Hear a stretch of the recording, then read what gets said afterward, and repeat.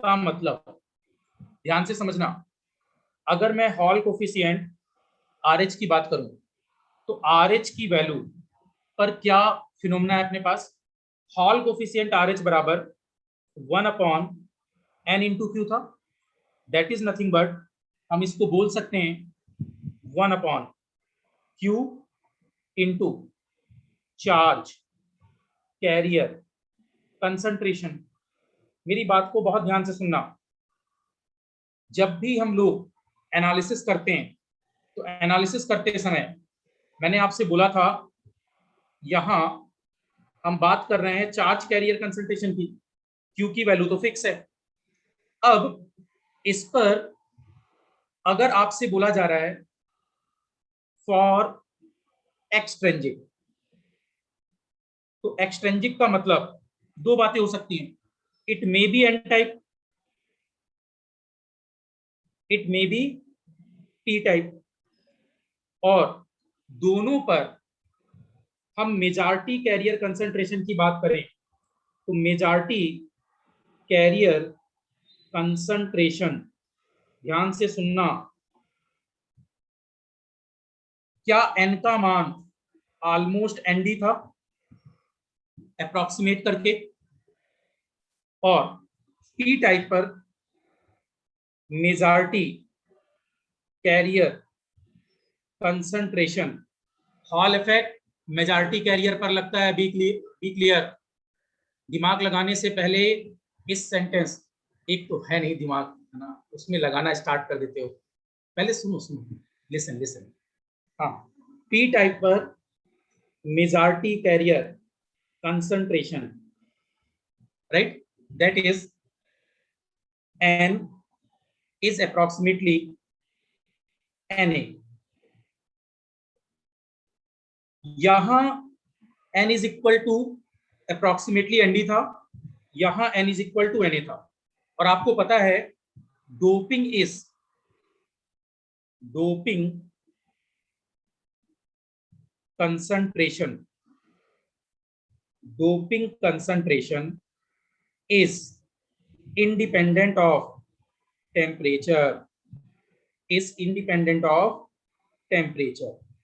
और जब भी आप बात कर रहे हो किसकी, मेजॉरिटी कैरियर कंसंट्रेशन की, तो मेजॉरिटी कैरियर जैसे ही डोपिंग मिलाई जाती है तो रूम टेम्परेचर पर जब हम देखते हैं तो सारे आयोनाइजेशन कंप्लीट हो चुके होते हैं, और इम्प्योरिटी की वजह से डोनर कंसंट्रेशन एन टाइप में और पी टाइप में एक्सेप्टर कंसंट्रेशन मैक्सिमम बनती है, जिसकी वजह से हम बोलते हैं कि n बराबर nd और यहां n बराबर na। आई होप मेरी इतनी बात पहले माइंड में आ रही होगी। और दूसरा, ये टर्म किससे स्वतंत्र है? किससे स्वतंत्र है? तापमान से, राइट, इंडिपेंडेंट ऑफ टेम्परेचर। इसका मतलब क्या मैं बोल सकता हूं? अब ध्यान से सुनना ऊपर वाले सेंटेंस को। मैंने बोला बाह्य अर्धचालकों में, एक्सट्रेंजिक सेमीकंडक्टर में हॉल कोफिशिएंट स्वतंत्र होता है तापमान से, क्योंकि hall experiment is mainly concern about majority charge carrier. तो जब एन टाइप था तो इलेक्ट्रॉन्स नीचे की सरफेस पर आए थे, जब पी टाइप था तो होल्स लोअर सरफेस पर आए थे, राइट। उसका अपोजिट अपर सरफेस में चार्ज कैरियर कंसंट्रेशन अपोजिट हो जाएगी। इसी से हमने पता किया था हॉल एक्सपेरिमेंट। एक्सेप्टेड। तो इसका मतलब क्या हम इस स्टेटमेंट को अब अंडरस्टैंड कर पा रहे हैं कि एक्सट्रेंजिक पर एन टाइप पर मेजॉरिटी कैरियर कंसंट्रेशन डोनर की होगी और पी टाइप पर मेजॉरिटी कैरियर कंसंट्रेशन Na की होगी, और ये दोनों किससे फ्री हैं? टेम्परेचर से फ्री हैं। So that's why hall coefficient is independent of temperature, right. तो बात अगर एन टाइप की जाए या पी टाइप की जाए, दोनों में ये बात लागू होगी। नेक्स्ट, एक मिनट, 1/NQ के बाद रीड करना है। ओके, मैंने, एक मिनट, सॉरी स्टूडेंट्स, अगर आपको विजिबिलिटी का इशू रहा हो, मैंने जस्ट ये बोला है, लिख लें इसको। Hall coefficient R H is equal to 1/n Q. Q charge value है, एंड एन का मतलब चार्ज कैरियर कंसंट्रेशन। और आपको पता है एन टाइप में चार्ज कैरियर कंसंट्रेशन इसके बराबर मेजॉरिटी के, एन बराबर एन डी। और पी टाइप में मेजॉरिटी कैरियर कंसंट्रेशन एन बराबर एन ए के। तो ये किससे स्वतंत्र है? टेम्परेचर से। मुझे लगता है आप यहां तक कंफर्टेबल होंगे। लिख लीजिए आराम से, नॉट एन इशू। बिल्कुल प्रॉपर होकर लिखें।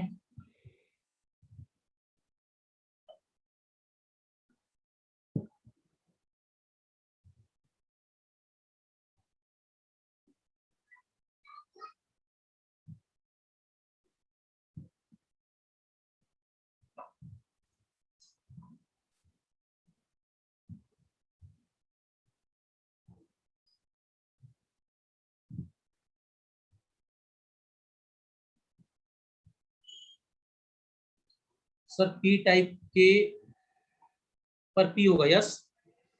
हाँ यस। अच्छा एन लिख दिया है, okay sorry. Okay okay, yes, in P type this is P, correct that.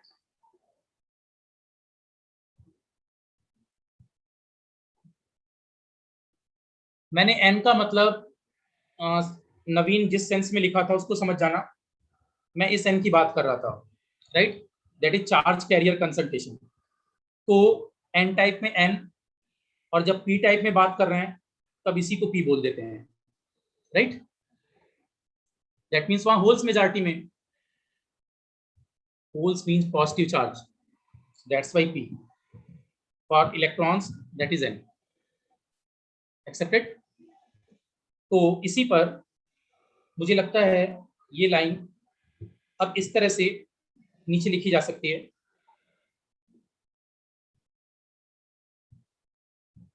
मैं बोल रहा हूं अब इसी सेंटेंस को, मतलब कोई नया पॉइंट नहीं है। इन एक्सट्रेंजिक सेमीकंडक्टर, बाह्य अर्धचालकों में, in extrinsic semiconductor carrier concentration means, carrier concentration means majority carrier concentration means majority carrier concentration, majority carrier concentration, and it is independent of, it is independent of temperature. Hence RH is, RH का मतलब hall coefficient, hence RH Hall coefficient is independent of temperature, independent of temperature। ठीक है, अगला point, अब second point बनाएंगे इसका। ध्यान देना, जो पहला वाला पॉइंट था, ये जो फर्स्ट पॉइंट आपने लिखा था, ये बेसिकली इसके लिए था, दिस इज फॉर एक्सट्रेंजिक। और एक्सट्रेंजिक का मतलब मैं आपको अलग से एन टाइप नहीं लिखवा रहा, अलग से पी टाइप नहीं लिखवा रहा, वो दोनों बातें सेम है, राइट। अब जो मैं बात कर रहा हूं वो किसकी कर रहा हूं? इनट्रेंजिक, दैट इज प्योर। तो अब मैं अगर बोलूं इन, लिख सकते हैं हम लोग इन इंट्रेंजिक, शुद्ध, pure, in intrinsic semiconductors, SC stands for semiconductors. in intrinsic semiconductors, carrier concentration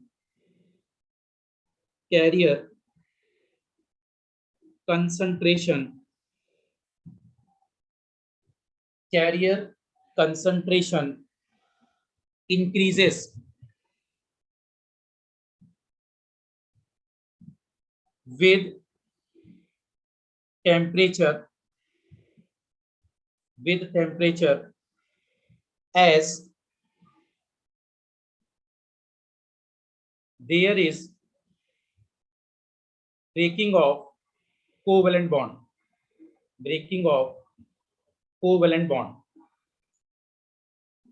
only. यहां कोई डोपिंग नहीं है, क्या है, केवल और केवल क्या टूट रहे हैं, सहसंयोजी बंध. तो कैरियर कंसंट्रेशन इंक्रीज करती है because of breaking of covalent bond only, right. लेकिन इसकी कंडक्टिविटी बहुत अच्छी नहीं होती, इसकी कंडक्टिविटी लो होती है. तो आपको याद होगा Ni इंट्रिंसिक कंसंट्रेशन की अगर बात करूं तो Ni प्रोपोर्शनल T की पावर 3/2, शायद याद आ गया होगा. इंट्रिंसिक कंसंट्रेशन प्रोपोर्शनल था टेम्परेचर की पावर 3/2. इंट्रिंसिक कंसंट्रेशन प्रोपोर्शनल था T की पावर 3/2. एक्सेप्टेड. चलो, दैट मीन्स अगर टेम्परेचर राइज हो रहा है तो इंट्रिंसिक कंसंट्रेशन बढ़ रही है. और RH हॉल कोफिशिएंट,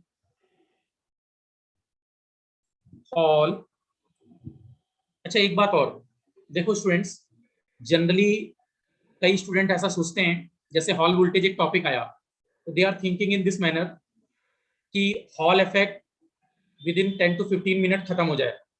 फिर वो कभी जान ही नहीं पाते कि हॉल कोफिशिएंट क्या है, हॉल वोल्टेज क्या है. एग्जाम में जो भी पूछा है, जितना पढ़ा है बस उतना पलट देते हैं. That is the main drawback. So that's why topic में मैं ये नहीं कह रहा बहुत ज्यादा टाइम दीजिए, बट एटलीस्ट जितना टाइम देने की नीड है उतना जरूर दीजिए. Hall coefficient is RH and hall voltage is VH, right. दोनों में डिफरेंस है. अब यहां जो भी एक्सप्लेनेशन की बात हो रही है that is Hall coefficient. Hall coefficient RH की वैल्यू 1/n/q होगी. और क्या शुद्ध अर्धचालकों में इसको Ni/q बोल सकते हैं. और टेम्परेचर राइज करने पर Ni बढ़ेगा, Q फिक्स है. बट अगर Ni बढ़ा तो टोटल डिनोमिनेटर बढ़ा, तो क्या मैं कह सकता हूं कि हॉल कोफिशिएंट डिक्रीज हुआ. एरो डाउनवर्ड बना दें. दैट मीन्स इसी पर मैं ऐसा लिख रहा हूं, हेंस RH decreases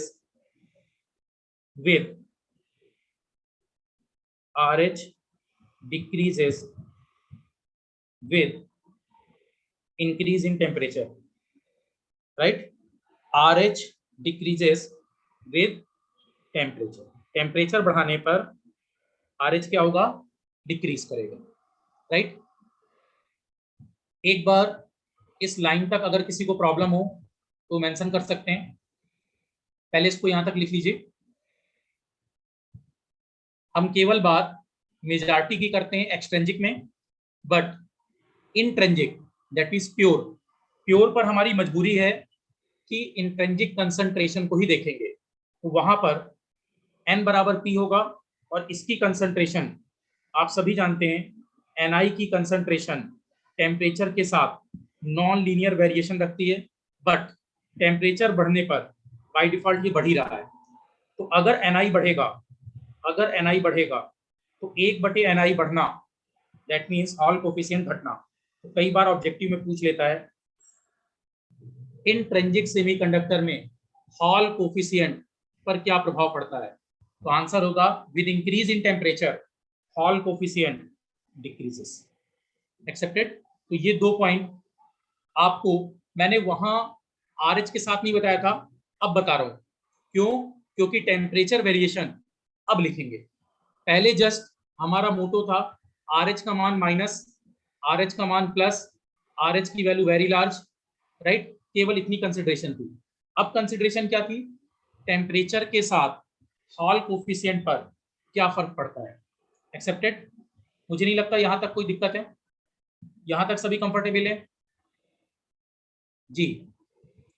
एक सेकेंड, नवीन, हॉल कोफिशिएंट एक ऐसा कोफिशिएंट है जो कंसंट्रेशन के बारे में इंफॉर्मेशन देता है, जबकि हॉल वोल्टेज पैरामेट्रिक वेरिएशन के बारे में इंफॉर्मेशन देता है। दैट मींस जो सिलिकॉन या जर्मेनियम का क्रिस्टल बार है, स्पेसीमैन है, उस स्पेसीमैन पर कितना अपर सरफेस कितना लोअर सरफेस, अपर सरफेस के रिस्पेक्ट में लोअर सरफेस का कितना वोल्टेज बना, that is induce voltage, hall induce voltage, इसके बारे में हमें वहां से इंफॉर्मेशन मिलती है, दैट इज हॉल वोल्टेज। और ये जो कंफर्मेशन है RH, ये केवल बता रहा है कि डाउनवर्ड पार्ट पर ये जो कंसंट्रेशन ऑफ चार्ज है, आपने देखा था लेफ्ट हैंड रूल जब मैंने आपको बताया था लाइक दिस, आपको रिकॉल होगा, ये आपके पास फील्ड वैल्यू थी, this is current direction, thumb downward, तो ये बता रहा था कि डाउनवर्ड डायरेक्शन पर अपनी मेजॉरिटी चार्ज, याद करो एन टाइप में केवल इलेक्ट्रॉन को नीचे ले गया था, टी टाइप में केवल होल्स को नीचे ले गया था, इंट्रिंसिक में एन और पी बराबर थे तो दोनों को नीचे ले गए थे। एक्सेप्टेड। तो ये पता चला किसकी कैरियर कंसंट्रेशन का कितना प्रभाव है, that is called hall coefficient. तो कोफिशिएंट केवल कैरियर कंसंट्रेशन की इंफॉर्मेशन देता है, जबकि हॉल वोल्टेज का जो फार्मूला आया था वो formula DI upon rho W था, उसमें डायरेक्ट डिपेंडेंसी मैग्नेटिक फील्ड और करंट पर थी, बी और आई के प्रोडक्ट से हम हॉल वोल्टेज के बारे में पता कर रहे थे। इनवर्सली रिलेशन था रो और डब्ल्यू का, ये जो रो फैक्टर था 1/रो, इसी से हमने डिफाइन किया हॉल कोफिशिएंट। चलो अब नेक्स्ट देखो,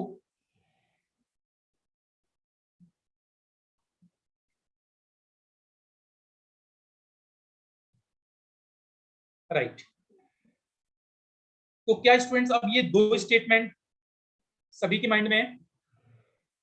अब तक आपने दो स्टेटमेंट बोले हैं कि इंट्रिंसिक पर कैरियर कंसंट्रेशन बढ़ती है और कैरियर कंसंट्रेशन बढ़ने का मतलब RH घटेगा, और यहां एक्सट्रिंसिक पर कैरियर कंसंट्रेशन किस पर डिपेंड करती है, मेजॉरिटी कैरियर जो कि तापमान से स्वतंत्र है।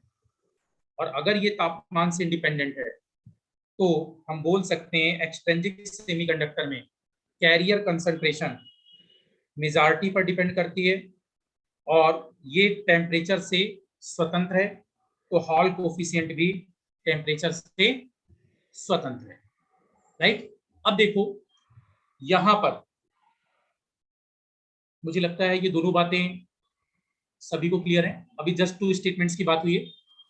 चलिए, शायद लिख भी चुके हैं, राइट मयंक? ठीक है। अब देखो यहां से हमें पता चल चुका है कि, बात को जरा अंडरस्टैंड करना, यूजिंग, ये जस्ट दो लाइनें ऐड कर रहा हूं, using hall effect, using hall effect, mobility mobility of charge carrier, mobility of charge carrier experimentally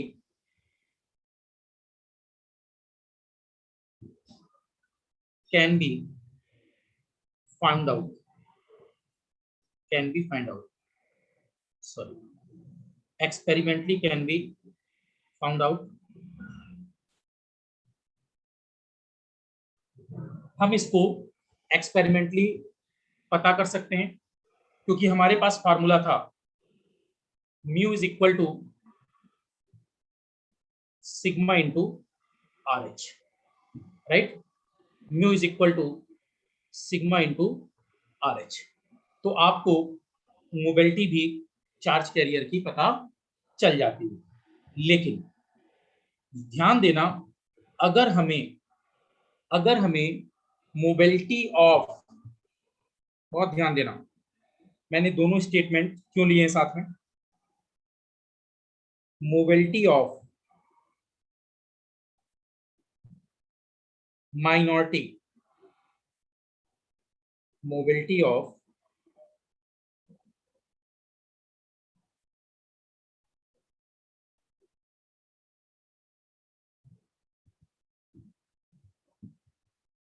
minority, mobility of minority charge carriers,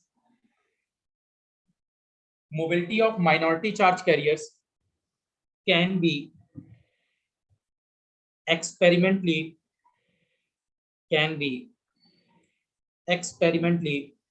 defined by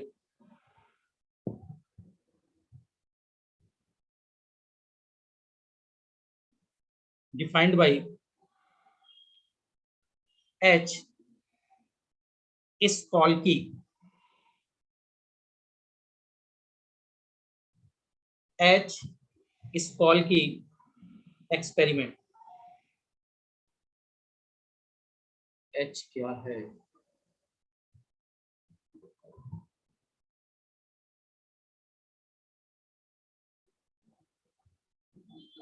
लिख लो क्या है, समझाने के लिए एच स्कॉल्की लिखा था ना। इसका नाम है हेनिस स्कॉल्की एक्सपेरिमेंट।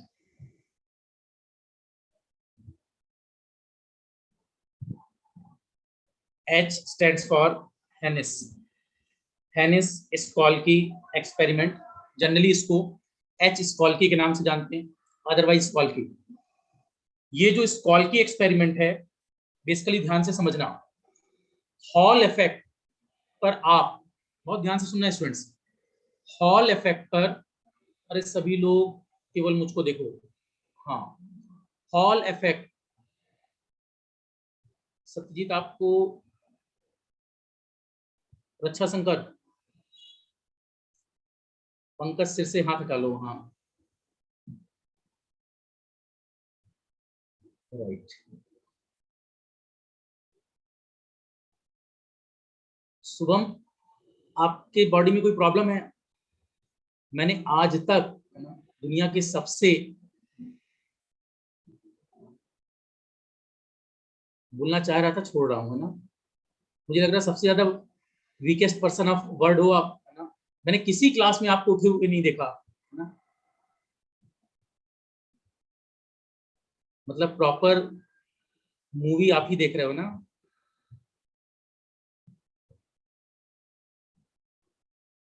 नहीं, जैसे रात को कई बार, हाँ चलो कुछ मूवी देखते हैं, कुछ यूट्यूब के शॉर्ट्स देख लेते हैं, कुछ भी देखते हैं, है ना, तो टाइम कटेगा, तो वैसे ही आप क्लास भी करते हो ना। बाकी ठीक है।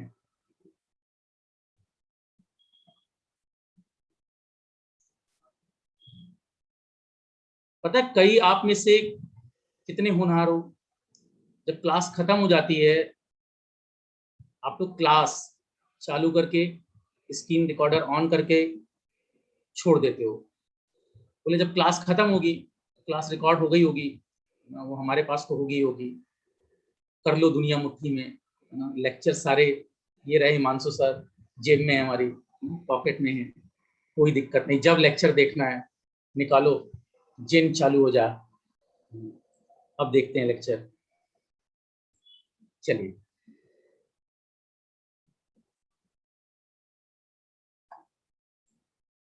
This is the magic of online, कैसे भी बैठे हो ना। चलिए, सॉरी स्टूडेंट्स, अब स्टेटमेंट को माइंड पर रखना। हॉल ने जो एक्सपेरिमेंट किया था, ये बेसिकली डिपेंड कर रहा था मेजॉरिटी पर। आपने जब नीचे इलेक्ट्रॉन्स को देखा था एन टाइप में, टी टाइप में होल्स को नीचे देखा था, राइट, जो मैंने एक्सपेरिमेंट लिया था। तो दोनों कंसंट्रेशन पर इलेक्ट्रॉन कंसंट्रेशन नीचे आई एन टाइप में, होल कंसंट्रेशन टी टाइप में, और इंट्रिंसिक में दोनों ही बराबर थे, तो दोनों ही डाउनवर्ड है। इसका मतलब हमारे पास ये एक्सपेरिमेंट था, ये बेसिकली मेजॉरिटी कैरियर कंसंट्रेशन के लिए था। तो अगर मेजॉरिटी कैरियर कंसंट्रेशन पता चल चुकी है, उसके साथ उसकी मोबिलिटी भी डिफाइन हो जाएगी। तो आपने ये वाला जो म्यू, स्क्रीन पर देखना, ये वाला जो म्यू डिफाइन किया, this is for general hall effect. लेकिन अगर आपको माइनॉरिटी कैरियर की भी मोबिलिटी पता करनी है, mobility of minority charge career, तब स्टूडेंट्स, तब ये नॉर्मल एक्सपेरिमेंट पर वर्क नहीं करेगा। अब आपको स्कॉल के एक्सपेरिमेंट परफॉर्म करना पड़ेगा, जिस पर हम माइनॉरिटी की कंसंट्रेशन को भी लेते हैं। लेकिन ये एक्सपेरिमेंट नॉर्मल बेस पर कंप्लीट नहीं होता, इसमें कई सारे पैरामीटर्स हमें पहले फिक्स करने होते हैं, राइट। तो आपके यहाँ एच स्कॉल के एक्सपेरिमेंट सिलेबस में नहीं है, बट ऑब्जेक्टिव में कभी अगर ये नाम मिलता है, mobility of minority charge career can be experimentally defined by, पहला ही ऑप्शन होगा हॉल इफेक्ट। बी क्लियर, पहला ऑप्शन, उसको छोड़ देंगे, अगले ऑप्शन में जंप करेंगे, दैट इज स्कॉल के एक्सपेरिमेंट। क्लियर। नेक्स्ट, अब देखो इसी पर, मूवी नहीं देखते हैं सर, कम बोला करो स्टूडेंट्स ना, आप लोगों को आपसे ज्यादा मैं जानता हूँ। अगर आप लोग मूवी ना देखते तो 3 साल की कामयाबी का इतिहास कुछ अलग होता। ये जो इतिहास आपको द इंजीनियर्स तक लाया है, उसका मतलब है कि आप लोगों ने दिन रात बहुत मेहनत की है। ठीक है, एक ही मूवी कितनी बार देखी होगी, ये भी, इसका भी मुझे हो सकता नहीं, मैंने बताया था मेरा कुक है, तो कह रहा है सर साउथ इंडियन मूवीज का एक मूवी मैं 4-4 बार तो देख चुका। तो मैंने कहा इसके बाद, बोला रिवीजन चल रहा है। समझ रहे हो आप, उसका रिवीजन चल रहा है। और अभी भी अगर उसको मैं याद करूं तो हर बार वो यही बोलता, बोले सर वो आज इसका रिवीजन चल रहा था। तो आप लोग भी रिवीजन वाले हो, मूवी खत्म हो जाए, कोई वेब सीरीज खत्म हो जाए, बोले कुछ तो नया आया होगा, सुधर जाओ अब आप लोग। सॉरी। अब सर मैं भी साउथ की लगभग सारी मूवी देखता हूँ, ये कोई कमेंट, कॉम्प्लीमेंट समझ गए आप? राइट, ये कमेंट था आप लोगों पर, है ना, थोड़ा डिफ्रेंशिएट रखा करो। सॉरी। चलो, अब देखो, नाउ सी, यहां पर अगर एक पॉइंट और बोला जाए कि हॉल इफेक्ट से और क्या मेजरमेंट कर सकते हो, तो हॉल इफेक्ट से हमारे पास एक ये भी वैल्यू आती है, diffusion constant. Diffusion constant can also be measured. Diffusion constant can also be measured. क्यों? डिफ्यूजन कांस्टेंट कैसे मेजर होगा? डिफ्यूजन कांस्टेंट के लिए आपको पता है एक फॉर्मूला था, D is equal to mu into V T. याद होगा Einstein relation, D by mu is equal to V T. This is Einstein relation, starting में पढ़ाया था। तो डिफ्यूजन कांस्टेंट अगर आपको पता करना है, से दिस डिफ्यूजन कांस्टेंट आपको पता करना है, इट्स वैल्यू इज, मोबिलिटी पता है, थर्मल वोल्टेज से मल्टीप्लाई कर दो तो क्या पता चल जाएगा? Diffusion constant.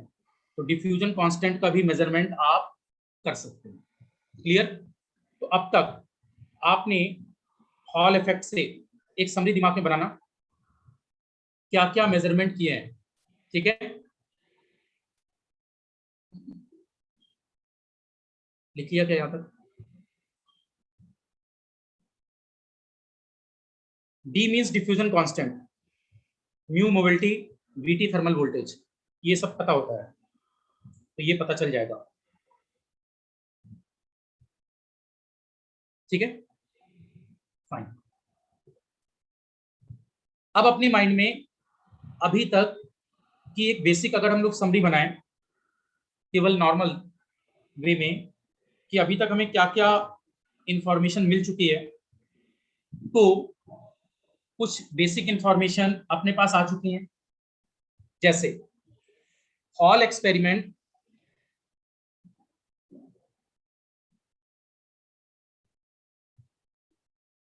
Right, hall experiment की मैं बात कर रहा हूं, तो अगर मैं हॉल एक्सपेरिमेंट की बात करूं, तो हॉल एक्सपेरिमेंट पर आपको क्या क्या इंफॉर्मेशन मिली है, हाँ, कुछ आप लोग कमेंट करते जाओ इस पर, चैट करें कि हॉल इफेक्ट पर क्या क्या इंफॉर्मेशन आपको मिली है, हॉल इफेक्ट से क्या क्या मेजर हो रहा है, क्या क्या मेजर हो रहा है, कुछ पॉइंट्स मैं स्टार्टिंग बता चुका हूं, उसी के अकॉर्डिंग हॉल इफेक्ट लिखते जाओ, लिखते जाओ।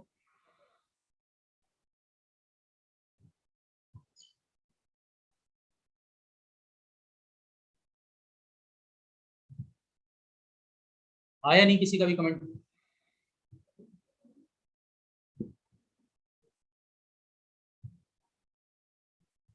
हाँ, मैग्नेटोमीटर, टेम volt, conductance, charge carrier concentration, mobility, RH, magnetic field, current, magnetic flux, electric charge, mobility, ठीक है, इनवर्स ऑफ चार्ज कैरियर, ठीक है, ठीक है, ठीक है, टेम्परेचर, नहीं टेम्परेचर नहीं पता करते, एक्सटेंडेड में जाती है charge carrier, all voltage multiply, ठीक है, सिग्नल पावर, वेरी गुड। हाँ, और जो भी दिमाग में आ रहा हो, टू यूज मल्टीप्लाई, ठीक है, मोबिलिटी ऑफ चार्ज कैरियर, ठीक है, मैग्नेटोफील्ड मीटर, मल्टीप्लाई सिग्नल, ठीक है, ठीक है, ठीक है, ठीक है, डिसीजन, सरविन क्या लिखा आपने, डिसीजन कांस्टेंट, अच्छा diffusion constant, okay, Hall effect transducer, mobility of charge carrier, very good, mobility, Hall voltage, Hall coefficient, signal power, magnetic field, two signal multiplication, ठीक है, फाइन, चलो, ठीक है, आप लोगों के आंसर्स करेक्ट हैं, इसका मतलब मैं यहाँ पर अब जस्ट मैं स्टार्ट करने वाला हूँ इसके क्वेश्चंस, उससे पहले मैं जस्ट बेसिक समरी, हाँ ठीक है स्टूडेंट्स, ठीक है, no need, yes yes yes, हाँ हाँ ठीक है, सभी का सही है, ठीक है, अब देखो, इसका मतलब एक जनरल वे में पता चला कि हॉल इफेक्ट की जब भी बात होगी, तो हॉल इफेक्ट से हम सबसे पहले पता कर सकते हैं whether the given specimen, whether the given specimen is metal or semiconductor, ठीक है, या तो मेटल की बात होगी या तो सेमीकंडक्टर, सेमीकंडक्टर में भी इंट्रिंसिक, एक्सट्रिंसिक, इंट्रिंसिक, एक्सट्रिंसिक, तो पहली बात, कभी आपसे बोला जाए कि क्या हॉल इफेक्ट से पता किया जा सकता है, तो टाइप ऑफ मटेरियल, मटेरियल का टाइप पता कर सकते हैं, ये टाइप, मटेरियल का टाइप, स्पेसीमैन का टाइप, स्पेसीमैन किस टाइप का है, हम यहाँ मेटल की बात नहीं कर रहे थे, हम यहाँ बात सेमीकंडक्टर की कर रहे थे, तो सेमीकंडक्टर दो टाइप के हो सकते हैं, इंट्रिंसिक और एक्सट्रिंसिक, और जब एक्सट्रिंसिक की बात करेंगे तो ये टू टाइप के हो सकते हैं, it may be N type, it may be P type, मुझे नहीं लगता अप टू दिस कोई इशू था, राइट, इसी पर हाँ मेटल की भी बात कर सकते हैं, लेकिन मेटल के लिए वोल्टेज की वैल्यू माइक्रो वोल्ट में आती है, ये कल मैंने आपको बताया होगा। ठीक है, जस्ट अभी कुछ पॉइंट्स बना रहे हैं। पहला पॉइंट था ये। दूसरा हमें पता चला, जस्ट दिमाग में समरी बना रहे हैं। सेकंड मेरे दिमाग में आया कि आप इससे कैरियर कंसंट्रेशन भी पता कर लोगे, to measure carrier concentration, carrier concentration. और कैरियर कंसंट्रेशन अगर पता चल गई तो बाय डिफॉल्ट क्या आप, टू मेजर कैरियर कंसंट्रेशन के बाद क्या आप कंडक्टिविटी भी नहीं पता कर लोगे? अगर कैरियर कंसंट्रेशन पता है तो कंडक्टिविटी भी पता चल जाएगी। नेक्स्ट, जब भी इस एक्सपेरिमेंट को परफॉर्म करोगे तो अगर आपको बी आई और ई में, बी आई और ई में जो फैक्टर नहीं पता होगा वो पता कर लोगे। अगर आपको आई और ई पता है तो क्या बी नहीं पता चल जाएगा? इसका मतलब आप मैग्नेटो फील्ड मीटर के कॉन्सेप्ट को यहां ले सकते हो। मैग्नेटो फील्ड मीटर के कॉन्सेप्ट से मैग्नेटिक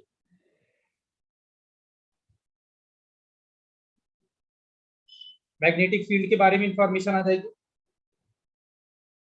और अगर ध्यान देना, मैग्नेटिक फील्ड डेंसिटी पता है तो क्या स्टूडेंट्स, अगर आपके पास बी का मान पता है तो क्या एच का मान नहीं निकाल सकते? H can also be calculated, right? Flux density भी आप पता कर सकते हैं। चलो, तो first of all it's very important magneto field meter, जिससे मैग्नेटिक फील्ड डेंसिटी पता चल जाती है। अगर मैग्नेटिक फील्ड डेंसिटी की जगह ऑप्शन में फ्लक्स डेंसिटी होता तो वो भी पता चल जाता, कोई इशू नहीं है। क्लियर है यहाँ तक? इसके बाद जस्ट मैंने आपसे बोला, अभी धीमे धीमे वन बाय वन हम लोग ऐड ऑन कर रहे हैं। क्या इससे एक हॉल इफेक्ट ट्रांसड्यूसर भी बनाया जा सकता है? दिस इज हॉल इफेक्ट, आगे पढ़ेंगे ये हॉल इफेक्ट ट्रांसड्यूसर, जिससे मैक्सिमम सारे मेजरमेंट हो जाते हैं, जिसमें हम लोग बेसिक मेजरमेंट करते हैं डिस्प्लेसमेंट का। इसका डिस्प्लेसमेंट का। बाकी जब ट्रांसड्यूसर का पार्ट पढ़ेंगे तो इससे मल्टीपल मेजरमेंट्स होते हैं, काफी एक्यूरेट मेजरमेंट करता है ये। This is used for displacement measurement, hall effect transducer. ठीक है, मैग्नेटो फील्ड मीटर भी इंपॉर्टेंट है, टू मेजर कैरियर कंसंट्रेशन भी इंपॉर्टेंट है। कंडक्टिविटी नहीं पूछा जाता, जस्ट लिखवा दिया था। इसके अलावा क्या मैंने आपको एक लाइन और बोली थी, to measure signal power, to measure signal power in field theory या in communication. In field theory हम लोग पावर की कैलकुलेशन भी कर सकते हैं। नेक्स्ट हमने देखा था इसके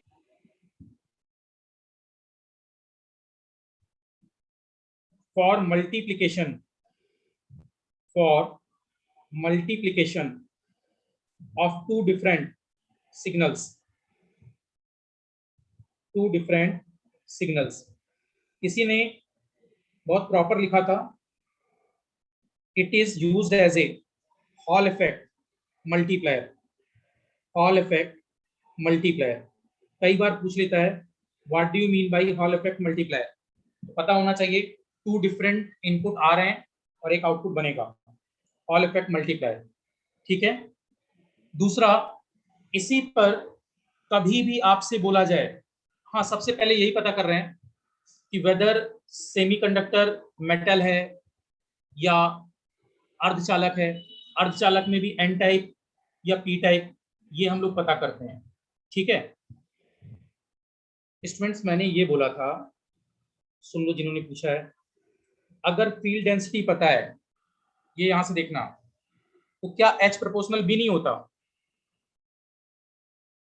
जस्ट मैंने ऐसे बोल दिया, मैग्नेटिक flux density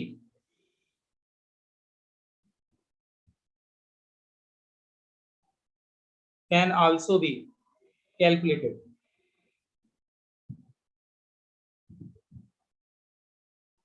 आपके पास H किस पर डिपेंड है?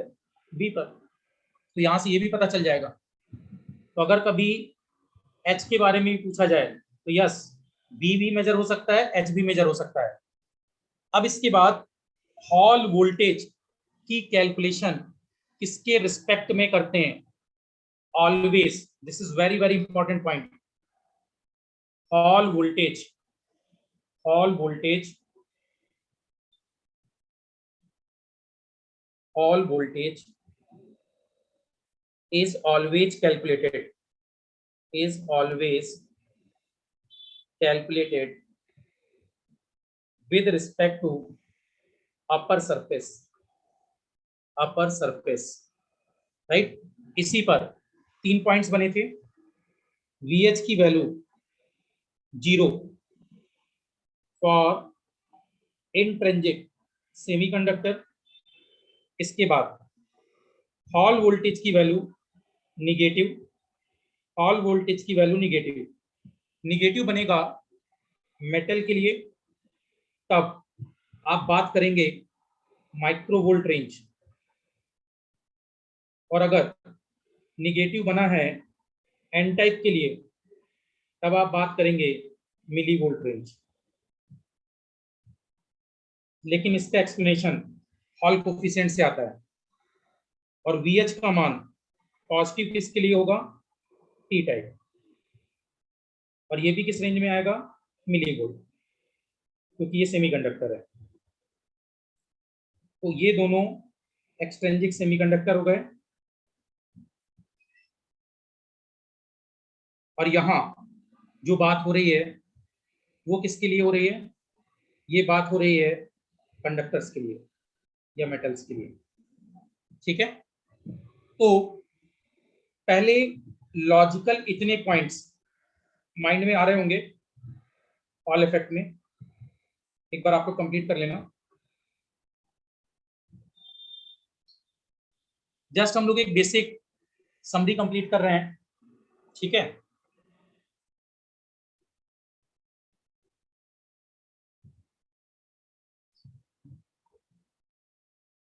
लिखो, आराम से लिखो, कोई इशू नहीं।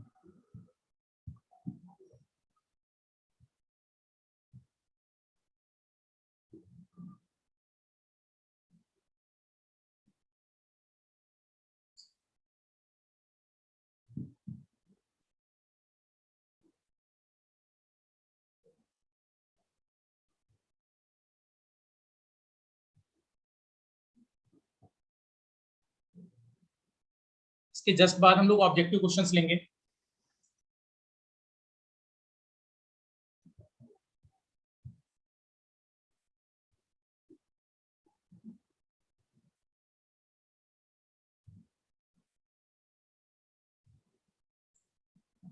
एक क्वेश्चन पूछा गया था, हॉल वोल्टेज वीक होता है इन मेटल और एन टाइप सेमीकंडक्टर, किसमें ज्यादा वीक होगा?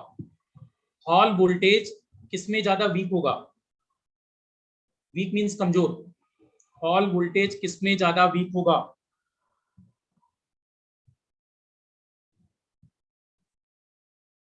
Very good, right. हाँ, मेटल बोलो कंडक्टर बोलो, एक ही बात है, करेक्ट, ठीक है। तो इसी पर शायद यहां तक आकाश लिख चुके हैं आप, ठीक है। अब आप देखिए इसके बाद, अब इसके बाद अगर मैं बात करूं तो हॉल कोफिशिएंट भी आए थे, राइट। वोल्टेज का फॉर्मूला VH बराबर BI बाई रो W था। बी क्लियर, ये जो रो था, ये रो चार्ज डेंसिटी है, ना कि resistivity. This is charge density, इसी को कहते हैं प्रोडक्ट ऑफ NQ। और यहीं से पता चला हॉल कोफिशिएंट आर एच बराबर 1/रो या 1/NQ। ठीक है, दिस इज आर एच। और यहीं से एक फार्मूला और आया था, सिग्मा बराबर NQ म्यू होता है, और यहां से N इंटू क्यू को N इंटू क्यू, या मैं म्यू का मान पता करूं तो सिग्मा अपॉन NQ, तो यहां से म्यू बराबर सिग्मा इंटू 1/NQ, और इसी को क्या कहते हैं, RH। तो हमें पता चला था म्यू बराबर सिग्मा इंटू RH, राइट।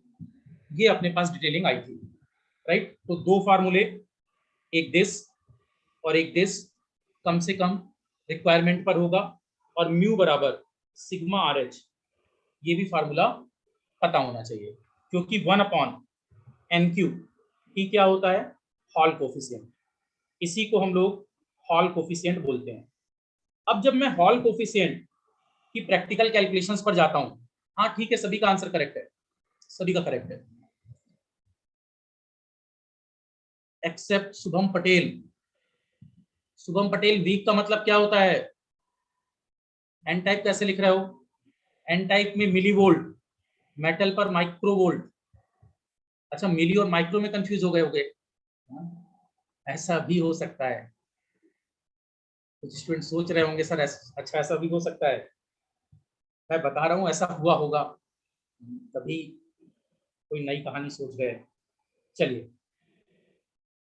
अब यहां पर हमारे पास दो रिलेशन बने।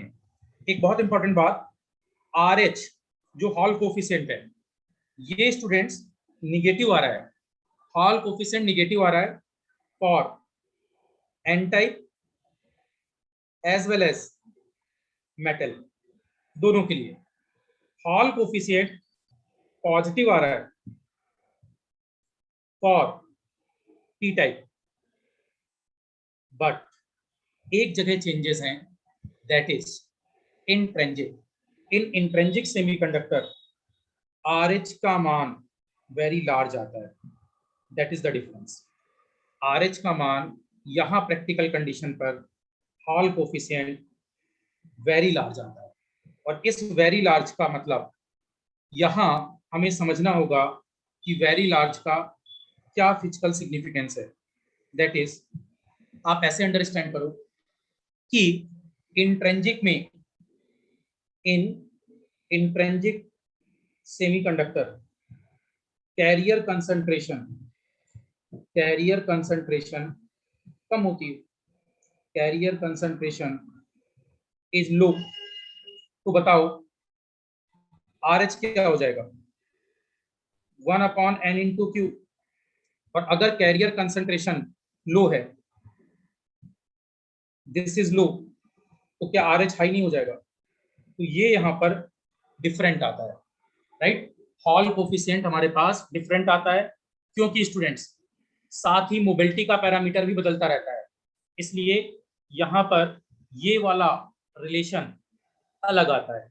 इसलिए इस रिलेशन को दिमाग में रखते हैं। RH की वैल्यू हाई आती है in terms of intrinsic semiconductor. अरे मेटल में नहीं, मेटल में तो लो आएगा, बताया तो था। अरे स्टूडेंट्स, इन मेटल RH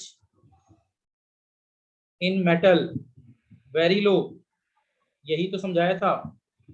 क्योंकि इन मेटल कैरियर कंसंट्रेशन, सब कुछ फ्री इलेक्ट्रॉन है, एन वेरी हाई। अगर एन वेरी हाई है तो बताओ RH का मान 1/NQ। अगर दिस n बड़ा है तो क्या RH लो नहीं आएगा, so that's why RH की वैल्यू यहाँ लो बनती है, और हॉल वोल्टेज अपने पास इसके लिए कम बनता है, ठीक है। क्योंकि कंडक्टिविटी बहुत आई है, सिग्मा बहुत आई है, क्लियर। हमारे पास जो सिग्मा वैल्यू होती है वो NQ म्यू जो हम देखते हैं, ये वाला पार्ट कंडक्टिविटी मेटल में सबसे ज्यादा होती है, और मेटल में अगर सिग्मा हाई है, NQ हाई है, तो बिकॉज ऑफ दिस RH की वैल्यू लो बनती है या VH हमारे पास लो बनता है, और ये प्रैक्टिकली VH इसमें इन माइक्रोवोल्ट वैल्यू का बनता है। ठीक है, यही एक डाटा एक्सपेरिमेंटली आपको याद रखना होगा। मेटल पर, सॉरी, दैट इज इंट्रिंसिक पर RH की वैल्यू लो होती है, राइट। हमारे पास, सॉरी अपोजिट बोल गया मैं, in intrinsic carrier concentration is low, that means RH very high, जबकि मेटल में RH वेरी लो। ठीक है, यहां तक डाटाबेस आपके दिमाग में बन चुका होगा। अब कुछ न्यूमेरिकल्स के साथ, हाँ बस इतनी जरूरत है। टेम्परेचर के साथ पता ही है, अब फिर से नहीं लिखवा रहा। टेम्परेचर के साथ आपको रिलेशन पता है, इंट्रिंसिक पर टेम्परेचर के साथ वेरिएशन होगा, एक्सट्रिंसिक पर टेम्परेचर के साथ कोई वेरिएशन नहीं होगा। सर इसको भी लिखवा दीजिए।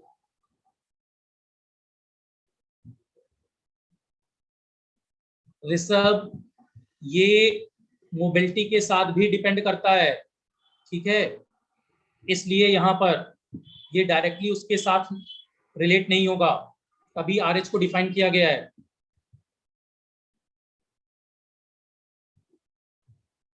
क्लियर? VH प्रोपोर्शनल RH है, बट मोबिलिटी फिक्स हो चुकी है तब, और जहां मोबिलिटी चेंज होगी, जहां मोबिलिटी चेंज होगी वहां नहीं। गेटिंग? हाँ, अब देखो, मेरी बात समझ गया क्या? ये मेजॉरिटी कैरियर कंसंट्रेशन पर है, हम बात हमेशा मेजॉरिटी कैरियर कंसंट्रेशन पर कर रहे हैं, ऑल इफेक्ट में, नॉर्मल वे में। अब किसी ने बोला कि सर इंट्रिंसिक पर कैरियर कंसंट्रेशन लो है, यस, अगर लो है तो RH वेरी हाई है, बट हॉल वोल्टेज जो इंड्यूस वोल्टेज है, जब हम एक्सपेरिमेंटली पता करते हैं उसकी अपर सरफेस पर जीरो पोटेंशियल, लोअर सरफेस पर zero potential, that means hall voltage की वैल्यू क्या आती है? जीरो आती है। तो इसीलिए मैंने आपको दोनों एक्सप्लेनेशन बताए हैं। ठीक है,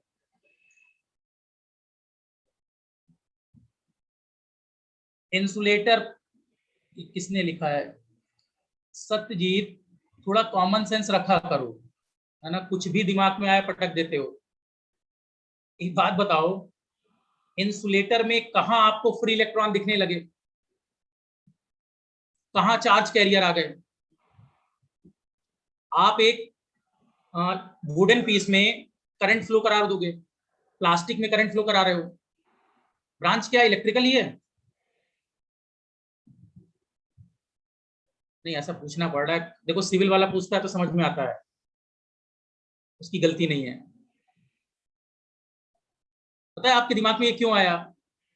आपको लगा है ना पेट में क्यों दर्द हुआ? क्योंकि बोले सर मेटल पढ़ा दिया, है ना, मेटल मटेरियल साइंस से पढ़ाना था, फिर भी आपने पढ़ा दिया, और सेमीकंडक्टर मजबूरी है पढ़ाना क्योंकि इलेक्ट्रॉनिक्स पढ़ा रहे हो आप, तो अब बचा इंसुलेटर, तो बोले उसको भी किसी ने नहीं बोला, एक बार तो बनता है, बोल दें। चलिए, यस, नाउ सी, और स्टूडेंट्स ये बात ध्यान रखना, यहाँ रिलेशन कॉन्ट्राडिक्टरी नहीं है। एक्चुअल में क्या हो रहा है, जब हॉल इफेक्ट परफॉर्म करते हो तो VH वाला जो एक्सप्लेनेशन है वो डिफरेंट है, वो अपर और लोअर सरफेस पर डिपेंड करता है, अपर और लोअर सरफेस पर डिपेंड करता है, राइट, जिसका मैथमेटिकल फॉर्मूला DI/ρW आता है, और उस फॉर्मूले को हम जब यूज करते हैं तो वो यूज होता है बेसिक एन टाइप पर या पी टाइप पर, कभी इंट्रिंसिक के लिए यूजफुल की जरूरत नहीं पड़ती, राइट। इंट्रिंसिक के लिए हॉल कोफिशिएंट का वेरिएशन देखते हैं, राइट, क्योंकि हॉल वोल्टेज जो डेवलप होता है वो जीरो डेवलप होता है, तो वहां से इंफॉर्मेशन नहीं निकाल पाएंगे अंदर की, इसलिए वहां पर हम लोगों को हॉल कोफिशिएंट का सहारा लेना पड़ता है, ताकि कैरियर कंसंट्रेशन आपको पता चल पाए। एक्सेप्टेड? और अगर कैरियर कंसंट्रेशन पता होगी तो फिर मोबिलिटी और बाकी पैरामीटर्स पे जा पाएंगे। नियॉन स्केल की जो एक्सपेरिमेंट है, Shockley experiment basically minority charge carrier के लिए, हॉल इफेक्ट मेजॉरिटी। अब क्लियर है सबको? चलो तो मूव कर सकते हैं, ठीक है। हाँ, जिसने कहा है कि समरी सर पूरी हो जाती है, चलो। एक्सट्रेंजिक सेमीकंडक्टर या in extrinsic semiconductor, in extrinsic semiconductor Hall coefficient is independent of temperature, independent of temperature। तापमान से ये फ्री होता है। क्यों?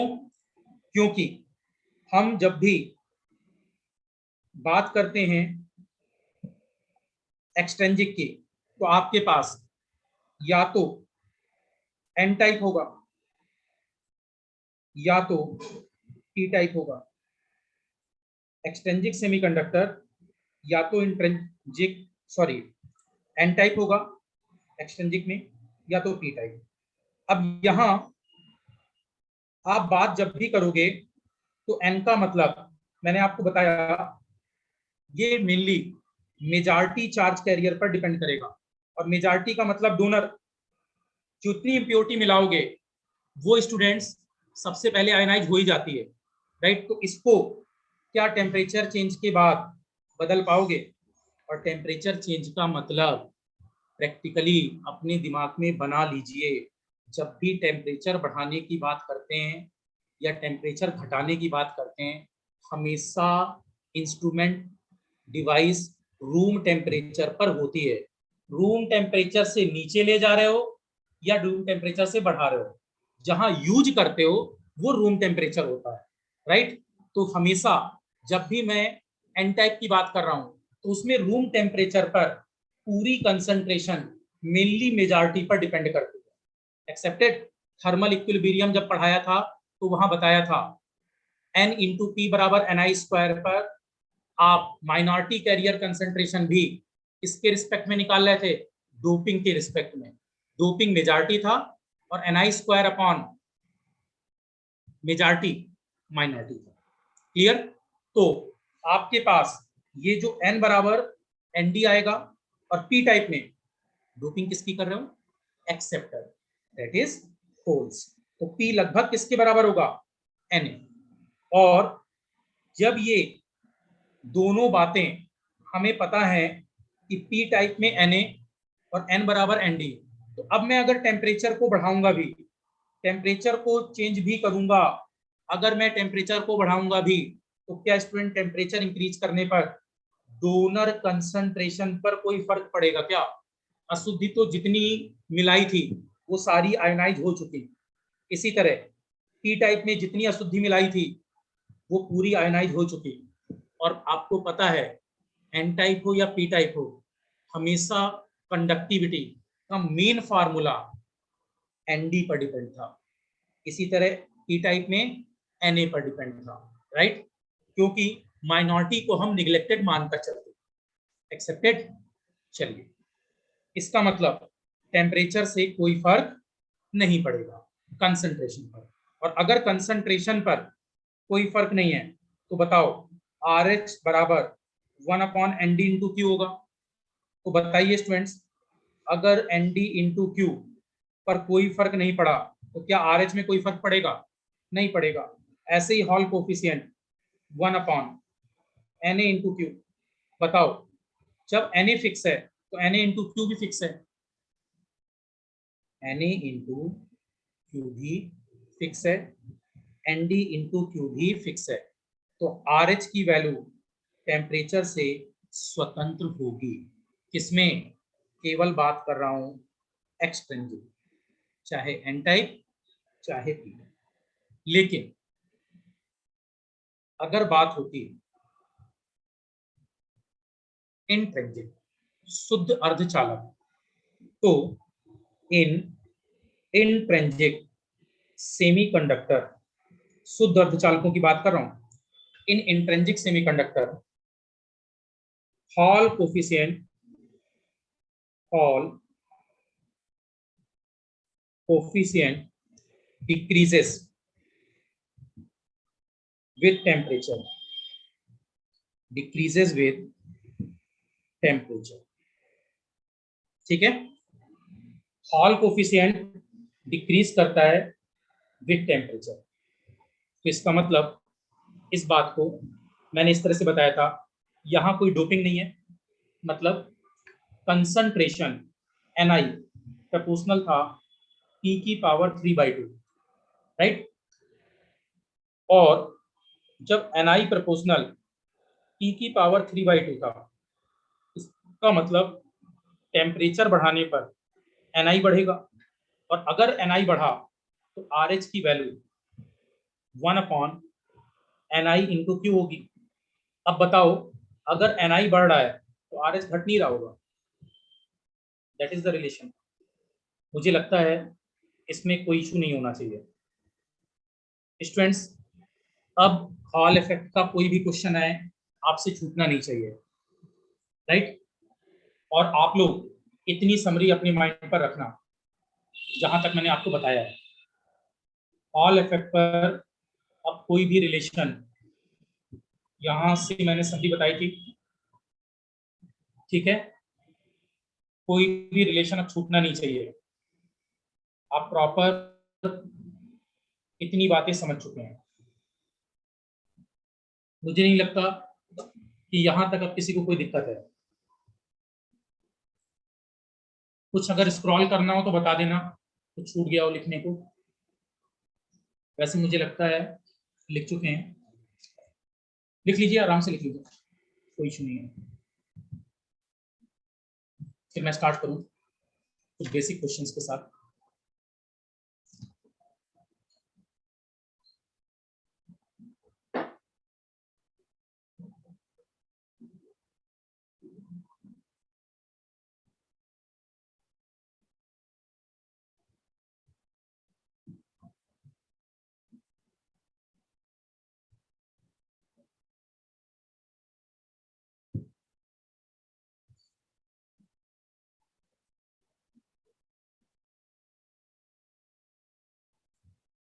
एक बार यस कर देना अगर लिख चुके हैं आप।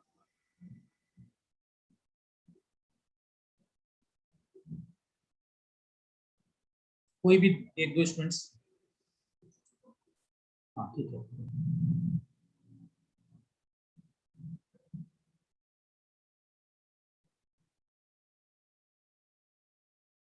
अब स्टूडेंट्स यहाँ पर अगर हम लोग कुछ कुछ बेसिक न्यूमेरिकल्स पर चलना स्टार्ट करें, अभी एक दो न्यूमेरिकल्स सबसे पहले मैं करवाता हूँ ताकि आपको आइडिया लगना स्टार्ट हो जाए।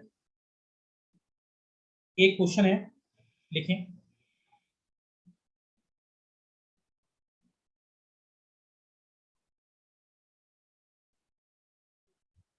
एक क्वेश्चन लिखिए, इसमें बोला गया a doped semiconductor, a doped semiconductor, SC का मतलब सेमीकंडक्टर, स्पेसिमेन RH की value, RH is equal to 3.6 into 10 to की पावर -4 मीटर क्यूब पर कूलम है, and resistivity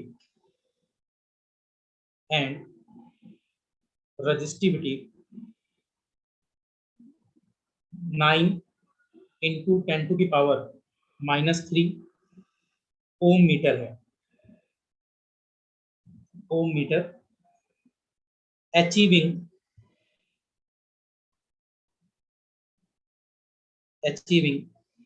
single carrier conduction, single carrier conduction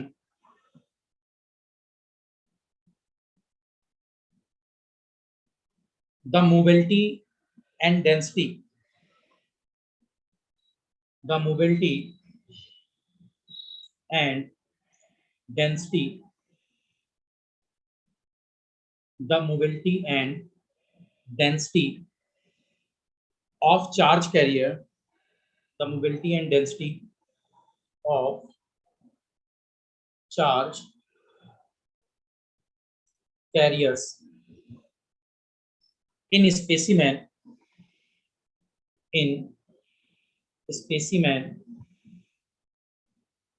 specimen approximately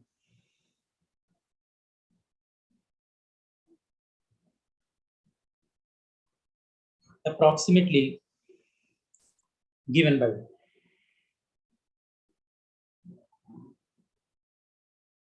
ये पूछा गया।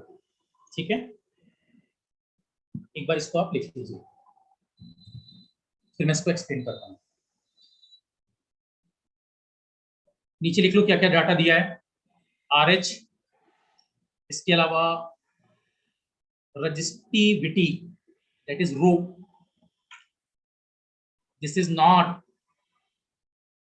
Not charge density, right. Charge density की यूनिट अलग होगी।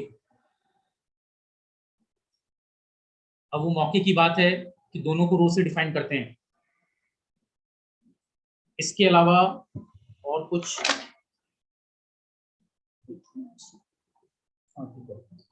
इसके अलावा और कुछ नहीं दिया। तो RH सबसे पहले पता अगर करना होता, या पहले म्यू निकालो, म्यू ज्यादा आसान दिख रहा है। Sigma into RH, mu is equal to sigma into RH, mu is equal to sigma into RH। Start करो, स्टार्ट करो।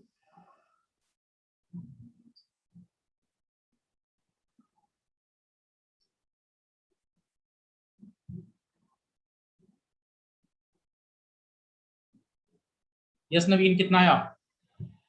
Mu is equal to sigma RH, sigma की value 1 by row.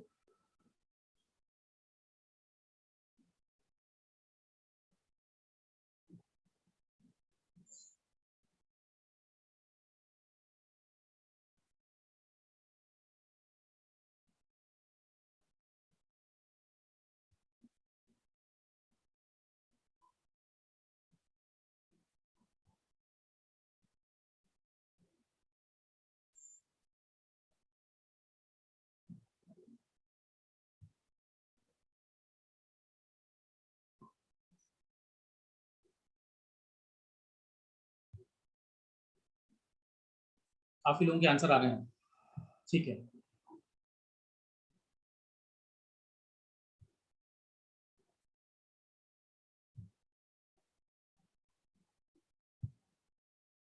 Sixteen answers are there. Correct. Very good.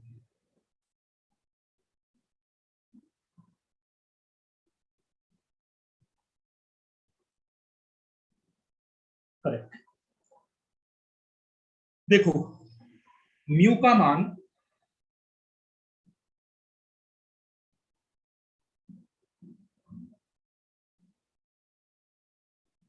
इसमें question में बोला गया, मुझे लगता है क्वेश्चन तो लिख चुके हैं सब, राइट जी। सबसे पहले RH की वैल्यू क्या गिवन थी? दैट इज 3.6 इंटू 10 टू की पावर -4, राइट। ये डाटा RH दिया है, दैट इज मीटर क्यूब पर कूलम, ठीक है, हॉल कोफिशिएंट।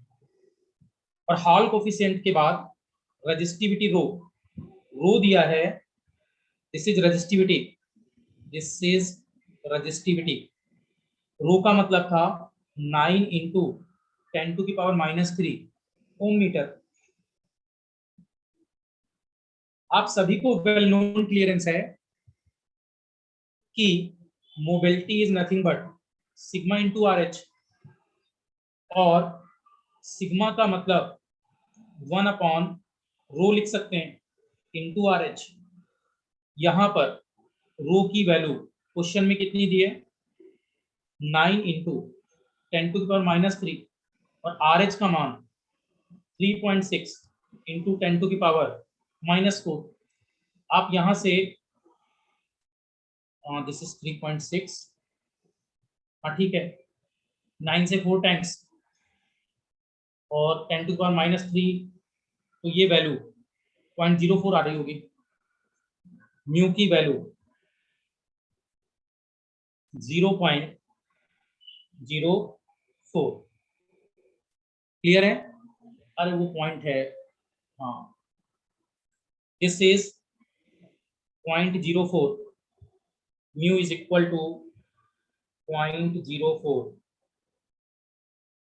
सभी का सही है। पहले बताओ, आपको किसी को मोबिलिटी में तो कोई दिक्कत नहीं, कैलकुलेशन ऑफ म्यू में किसी को कोई प्रॉब्लम तो नहीं?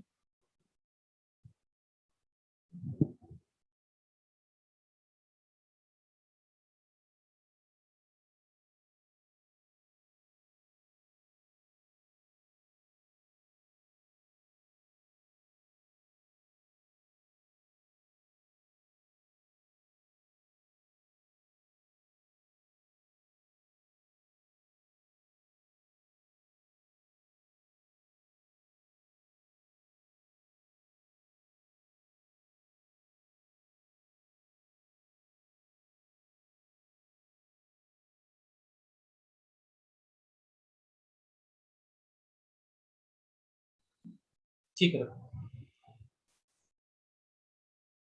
हाँ, मोबिलिटी की वैल्यू, सॉरी, मोबिलिटी की वैल्यू 0.04 आ चुकी है। और अब मोबिलिटी के बाद अगर सेकंड पैरामीटर पर हम जाएं, तो सेकंड पैरामीटर था अपने पास कैरियर डेंसिटी। तो देखो, आरएच का एक मतलब, आरएच की वैल्यू 1/रो होती है, बट ध्यान देना, this rho is charge density, this rho is charge density. तो क्या मैं बोल सकता हूं रो इज इक्वल टू 1/RH हो जाएगा?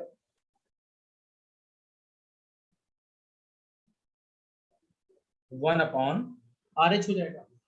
और इसके बाद रो का मतलब था